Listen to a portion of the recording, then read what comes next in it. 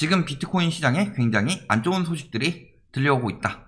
그리고 이미 하락세는 나타나고 있다. 근데 또 뭐 예전에 얘기했을 때보다 더 올랐으니까 번 거 아니냐. 근데 보면은 비트코인이 2017년도랑 다르게 이번에 좀 길게 가는 이유는 누가 많이 들어갔어요? 기관 투자자들, 기업 투자자들이 많이 들어갔죠. 2017년 말에는 거의 뭐 개인 투자자들이 주도를 했다면 조직적으로 들어가서 쭉 오는 거를 누가 벌고 빠지겠느냐. 그거 보면 답이 나오는 건데 수치만 보고 그때 샀었어야 되는데 하는 사람들이 고점에 사서 떨어지네 하고 저점에 팔고 그 뒤에 다시 쭉 오르고 보통 이렇게 되는 거죠. 롤러코스터 나오잖아요. 그런데 막 나와가지고 뭐라 그래요? 암호화폐 트레이더 이 사람은 당연히 오른다고 하겠죠. 부동산 교수들도 집값 오른다고 하는데 20만 불까지 간대요. 그러면서 뭐 월급으로는 희망 없다. 주식 비트코인이 답이다. 자꾸 이쪽으로 유도하죠. 왜? 요거 수수료가 쏠쏠하거든. 30대 남자들 왜 30대들이 지금 그래요? 맨날 벼락거지라고 하니까 집값 올라가니까 내 집 마련 못하고 내 집 마련 못하니까 결혼 못하고 결혼 못하면 출산 못하고 그냥 평생 혼자 살 것 같고 아직까지 그런 여론이 있는 거죠. 그러니까 분석이 오고 비트코인이 왜 오르는지 그냥 남들 말만 듣고서 비트코인 네가 잘못 알고 있다. 새로운 금을 대체할 화폐다. 금을 대체할 화폐는 말이 안 되죠. 금을 대체할 화폐라면은 어느 정도 안정성은 보장이 돼야 되죠. 돼요? 변동성이 그렇게 큰 안전자산이 어디 있어요? 당연히 안전자산 아니죠. 근데 뭐 안전자산인 것처럼 이야기하고 또 뭐 유동성 이야기하면서 계속 오를 것이다. 유동성인데 왜 주식은 떨어지고 비트코인은 또 잠시 오르고 막 이럴 때도 있었을까요? 문제는 뭐예요?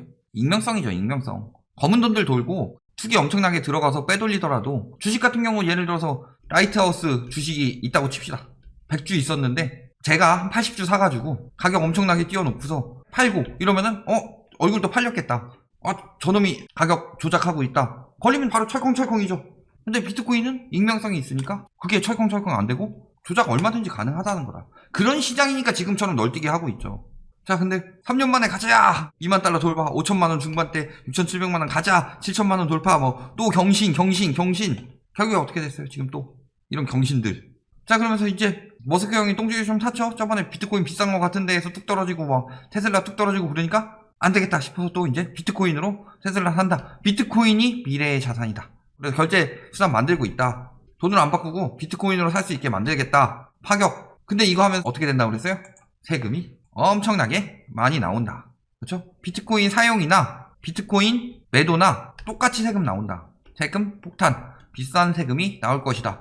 비싼 세금 이렇게 나오면은 차라리 팔고 사든가 하지. 비트코인 가지고 테슬라 그것만 생각해가지고 화폐 용도로 사용하겠다. 이렇게 보기는 어렵죠. 그리고 저렇게 변동성 큰 게 어떻게 화폐의 역할을 하느냐.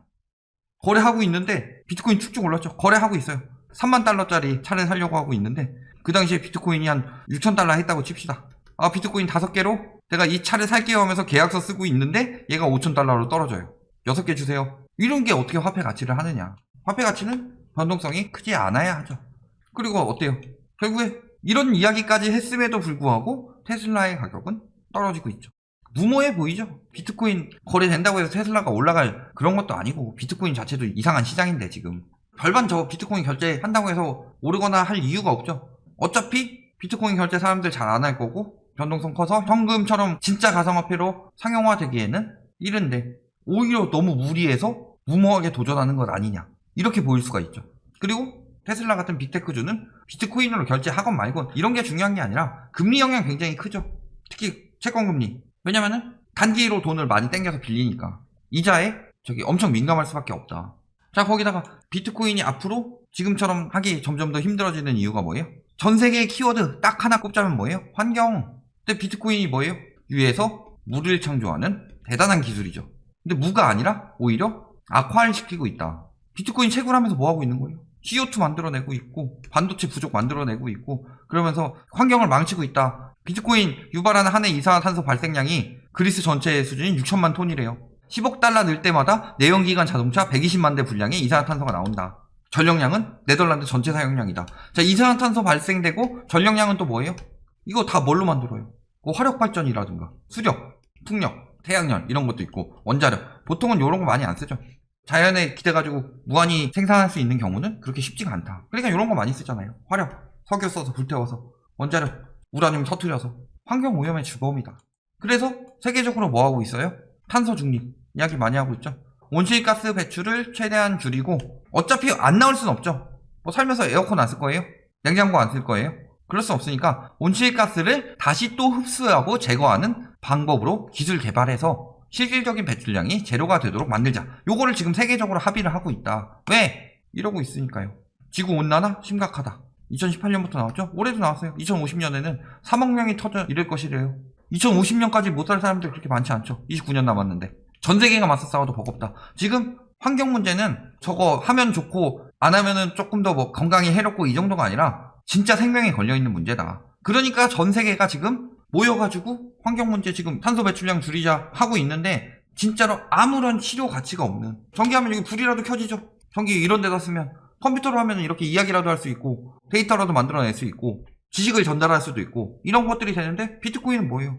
채굴했습니다. 그 채굴한 거 요거 가지고 투기 노름하고 있는데 그거를 세계에서 앞으로 제재가 안 들어갈 거라고 장담할 수 있느냐. 탄소 규제 강화하고 있죠. 기업들 부담 급증하고 있는데 거기다 대고 비트코인이 우리는 생산성 없는 비트코인을 가지고 돈을 벌 거야. 이산화탄소 우리가 많이 낼 거니까 너네 생산하지 말고 탄소 배출 줄여. 이렇게 할 수 있는 상황이에요. 유럽에서는 탄소 국경세 추진 본격화하고 있다. 미국 온실가스 배출 기준보다 13% 규제 들어가고 있다. 세계적으로 탄소 규제가 들어가고 있다. 비트코인 막 채굴하고 막 이게 생산성이 있는 직업이 되느냐. 중국 같은 데서도 이제 채굴 싹 빼고 있다고 하죠. 결국엔 이게 떨어지니까 타산성이. 비트코인 버블이 튤립 버블 같은 느낌이죠. 사면 처벌한다. 인도, 중국 채굴 금지했죠. 지금 거래 금지 이어서 강경 조치 들어갔다. 왜 채굴도 금지하게 해요? 거래 금지 가지고 외국에다 팔아서 외화 걸면 되는데 그냥 뭐 투기 정도가 아니라 이거 자체가 환경에 지대한 타격을 미치고 있다. 중국이 되게 대단한 나라죠. 지들 거 아닌 건 지들 거라고 우기고 지들 거는 지들 거 아니라고 우기죠. 우리나라 한복이나 뭐 김치 이런 건 지들 거라고 우기더니 코로나나 황사 이런 거 지들 거 아니라고 했는데 위성사진 딱 찍어보니까 이들 거 맞아. 이들 주인이 인증 이런 거 나왔죠. 환경 문제로 많이 맞을 수밖에 없다. 비트코인도 마찬가지죠. 거기다 추가로 지금 과거부터 진짜 투자의 달인들도 레이 달리오 예전부터 얘기했죠. 비트코인 위험하다. 불법화 될 것이다. 그리고 파월, 옐런 두 사람은 뭐예요? 연준 의장하고 재무장관 미국에서 투기에 가깝다. 매우 투기적이다. 비트코인 제재 들어가겠다고 지금 압박 넣고 있는 거죠. 그 다음에 빌 게이츠 부자 아니면 비트코인 투자하지 마라. 왜? 머스크처럼 부자는 뭐가 가능하니까? 시세를 만들 수 있죠. 예를 들어서 머스크가 비트코인 가자 하니까 비트코인이 저렇게 뜬 거죠. 근데 만약에 제가 비트코인 가자 그러면은 너나 가라 하고서 끝내죠. 왜? 가자 해놓고 제가 띄워야지 올라갈 거 아니에요. 그럼 엄청나게 많은 자본을 써야 되는데 그 정도 자본이 되느냐 조정할 만한. 그러니까 저 정도 되는 사람은 가자 하고 자기가 끌고 갈 수 있는데 비트코인 자체는 미래가 예측이 될 수 있는 상황이 아니죠. 그러니까 하지 말라는 거예요. 그리고 BIS 총재도 뭐라고 그래요? 투기적 도구다. 더 규제할 것이다. 앞으로 규제가 계속 들어갈 것을 예고하고 있고 국가별로도 지금 처벌 들어가고 있고 진짜 막 부자들도 경고하고 있다. 그런데 나는 그들보다 머리가 좋아 라고 믿고서 그들은 이미 한물 갔어. 굉장히 천재들이죠. 많이 사세요. 천재들은. 보면 어때요 지금? 이렇게 됐다가 또 떨어졌다가 그러니까 올려놓고 한번 팔아서 차익 보고 올려놓고 한번 팔아서 차익 보고 또 올려놓고 팔아서 차익 보고 이게 지금 엄청난 기관 세력들이 움직이기 때문에 그렇게 되는 거죠. 2017년 올랐다 떨어졌죠 거의. 근데 지금 이거를 계속 하면서도 계속 유동성을 유입시키고 지금 가자 나 할 거야 하면서 계속 돈 집어넣도록 만든 다음에 한 번씩 차익 보고 있으면은 개인들은 어떻게 들어가는 거예요? 뭐 이때 막 가가지고 우와 가자 했다가 팔았더니 쭉 떨어져가지고 개손해봤네. 근데 막 쭉 올라요. 지금은 진짜 오르나 보다. 내가 그때 팔면 안 됐어서 성급하게 샀다가 또 팔고서 못 버티겠네. 개손해봤네. 이런 꼴들을 당한다. 어차피 제로섬 게임이죠.